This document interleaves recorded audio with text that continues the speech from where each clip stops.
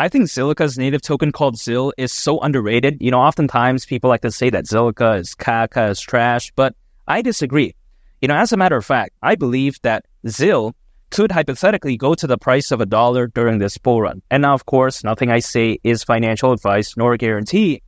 But initially, when I was talking about Zilliqa, what was it most known for? It was known for being the world's first ever sharding-based blockchain, allegedly. And basically what this means is that the network is split into multiple sections known as shards, and workload is distributed across these different shards on the network. And as a result, it does become highly scalable and just overall very fantastic. Now, we all know this, right? But when I was saying this initially, everyone said that, oh, wow, Zilliqa, it's so bad, man. It's not the only one using sharding technology. Oh, wow, it's trash. Because, of course, granted, something like Harmony uses sharding technology. The Near protocol also uses sharding technology. So they're like, oh, yeah, this is not that cool. They say it's trash.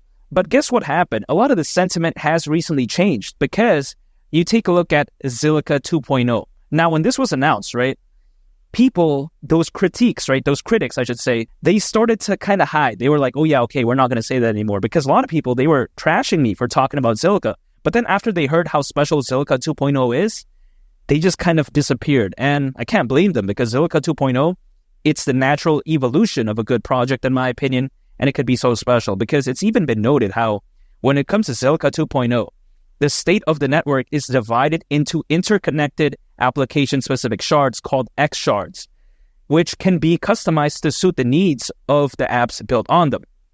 Now, also, here's where things get a little bit more interesting because when it comes to Zilliqa 2.0, it is now meaning that Zilliqa is EVM compatible. So this is very amazing. Now, EVM stands for Ethereum Virtual Machine. Now, you may be thinking, okay, why is this so great? It's because Ethereum, it's a very massive ecosystem. Even though I'm not a fan of the high gas fees or scalability nonsense, even though I don't like that, I can't deny that the ecosystem is big. I can't deny that there's a lot of fans, a lot of hype, the diversity of projects. I can't deny that. So, of course, this is a good thing for Zilliqa overall. The way I take a look at Zilliqa 2.0, it's like a makeover. When Gordon Ramsay, he goes to people's restaurants, like the show, I forgot the name, but, he says, oh, you got to get this thing ready. You got to put the kitchen in the back, all that type of stuff, right? And he just kind of fixes the restaurant. Also, he had a show where he fixed the hotel and then there's a makeover. It kind of feels like that. Zilliqa 2.0 kind of feels like a Gordon Ramsay TV show where he's like, if you don't move this pot, I'm going to use this spoon. You know what I mean, right? That's my British accent. But yeah, besides that point, this is how amazing Zilliqa 2.0 is. And you have to consider how it's lightning fast. Zilliqa 2.0, the root mainnet shard will now feature average block times of as low as 2 seconds. I mean, that's amazing. This is how incredible it is. Good projects out there, in a lot of cases, they don't even want to improve. They're like, yeah, we don't even want to bother with the resources. But usually excellent projects, they want to improve, much like Zilliqa. And that's what I like. I like it when projects improve. I don't like it when they're lazy or they're complacent or they're just randomly posting all day and saying, oh yeah, our team is traveling to this expo, to this expo. It's like, all right, dude. It's like, why is that even relevant news? Build something, upgrade something, right? You get more partnerships, traveling expo. All right, that's cool. But what does it really do? They don't even say anything. But again, when it comes to Zilliqa, they move in silence, so to speak, right? They kind of do the things behind the scenes. So then when updates do come out, we're like, whoa. And I like that about them. They focus on working, developing, and not so much on flash or, trying to partner with celebrities, actors, actresses, whatever the case may be. They're not doing that, right? They're actually focused on, building and improving. And I really love that. And for the people out there that say, oh, wow, Zilliqa, the ecosystem is so caca, there's no development. I disagree. I mean, for instance, right, you take a look at how there's over 100 projects on Zilliqa already, which I think is a true testament as to just how special they are. This, contrary to popular belief, is actually a very impressive figure because, I mean, sometimes people don't understand that getting a project to choose, right, like a certain blockchain, for instance, usually it's typically not that easy. There's so much competition, it's not that easy to, again, like have a developer choose a certain place, but over 100 projects on Zilliqa, that's very good news. Shows adoption isn't bad, shows that people actually believe in it and they actually trust it. Because personally for me, if I was a developer, I'm not going to build on something that I don't trust. So I think this right here is a great sign. And now also, if you take a look at it on its ecosystem, there are many projects related to decentralized finance, aka DeFi, NFTs, and gaming.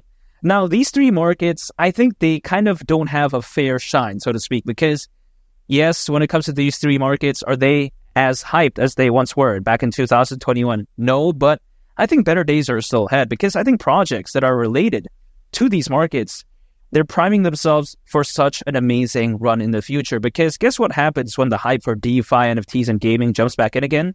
These projects that are waiting in the wings, they're going to be the ones to go along with the ride. Much better anticipating something as opposed to chasing it. That's just the way I view it. And even you take a look at data that suggests this may very well be the case. You take a look at how when it comes to DeFi and NFTs, the markets of them, according to Grandview Research, they are each individually predicted to be worth over $200 billion, again, by 2030. So combined, that's over $400 billion. That's bigger than a lot of countries' GDP, keep in mind. Also, when it comes to blockchain gaming, yet again, according to Grandview Research, because they like to predict things, they predict that the blockchain gaming market is going to potentially be worth over $300 billion by 2030. So yeah, take that into consideration. As these markets do grow, it's only fair to assume that the projects that are focused on them does go along with the ride, much like the ones on the Zilliqa ecosystem. So I think when it comes to Zilliqa, it's pretty much a complete project. It's a very diverse project, and it's a very well-established one, and I like that. And if you really think about it, $1 really isn't as insane as what a lot of people like to say, because they seem to think that $1 is some crazy pipe dream that's never going to happen. But take this into consideration, right? We've seen Shiba Inu reach around $40 billion in market cap. We've seen Dogecoin reach over $80 billion in market cap. Now, why am I using this as an example? Because if ZIL were to go to the price of $1, considering current circulating supply, market cap would be around $19 billion. So that's around, half of SHIB's all-time high market cap. But that's a far cry from Dogecoin's all-time high market cap. And come on, right? Now I get it. Some people, they may argue that, oh, Doge and SHIB, they have so much fans, so much hype. How can you even compare ZIL to that? And now here's the thing. Even though I don't think Zilliqa is a sort of meme coin project, no, that's not the case. But I think that even despite its less fans, less hype, I think that its added use case and fundamentals kind of evens out the playing field. And I think this is a fair comparison also, because I think this, if anything, showcases to people that, hey, in the world of cryptocurrencies, the bar to reach like over $20 billion in market cap doesn't seem too ridiculously high. Again, SHIB, Doge, you even take a look at BNB. BNB at one point reached over $100 billion in market cap. What was that about? I mean, come on. I think Zilliqa is so revolutionary, especially with Zilliqa 2.0. Again, the price of $1 around a $19 billion market cap, I don't see why not. It's actually not that much in the grand scheme of things. And oftentimes, people are under this impression that I can wave some magic wand and demand the price of ZIL to pump. But no, man, that's not how it works. What can I control when it comes to all of this? I can control my dedication, my belief, me dollar cost averaging, acquiring anytime earned income, holding and just waiting. I can control that. But I can't just demand the price of ZIL to pump, to $1 like right now. I can't say, yeah, ZIL today has to go to the price of 50 cents, then, in a couple of days, $1. It's like, no, I can't do that. Usually it takes time. And I understand that, which is why I'm staying patient and I'm controlling what I can control. Because if I start focusing on things that I can't control, I start hyper-focusing on the price charts every 2 minutes, 2 hours, I'm going to drive myself crazy. It's just going to make me insane. For what, man? I mean, come on. It's not supposed to be that way, at least for me. At least that's the way I view it. That's why I'm staying patient. And it's not like I have to wait that much longer, in my opinion, at least, because historically speaking, altcoins, they've been known to peak at a worst case scenario around 18 months after a Bitcoin halving event. Now, the last Bitcoin halving event happened back in April. So 18 months would mean October of 2025, basically near the end of next year. Is that necessarily a bad thing? At first glance, maybe, because people are like, oh man, waiting potentially a little bit over a year from right now, that's kind of long. But if someone has been in the crypto space ever since 2021, where they've been through, 2022, 2023, where they've been through, all the nonsense, like the FTX crash, right? Sam Bankman-Fried nonsense. You take a look at Celsius, all that, right? If they've been through all that, is this really so bad? Also, let's not forget the Terra Luna crash. I mean, come on, right? So if they've been through all of that, waiting potentially another year doesn't seem so bad, right? At least that's the way I view it. Now, not financial advice, but that's just the way I view it. So waiting potentially another year, I don't mind. If anything, it's actually more time for me to accumulate, aka, again, dollar cost average, because that's what I do. I'm not a day trader. I don't use leverage. I don't swing trade. I don't do any of that. I'm a practical individual. That's the way you take a look at it. That's why I keep things simple. And keep in mind, Bitcoin is poised for great heights. You take a look at the Bitcoin ETF, the number of institutional investors. I mean, it's amazing. Bitcoin at the price of 150,000, it wouldn't surprise me whatsoever. It would be crazy right now to some people, but around a year from right now, I think things could look so different. You take a look at also, according to Crypto.com research, there's over 600 million crypto owners. That's more than ever before in history, by the way.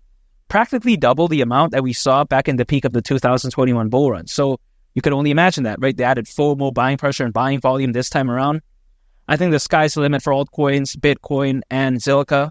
I think it's poised for great heights. Its native token called ZIL at the price of $1. Taking into consideration all those factors during this bull run, I don't see why not. And make sure to subscribe if you gain value from this video. I'd greatly appreciate it. It's been Lee the Captain, and I'll catch y'all on the next one. I'm out. Peace. Bye.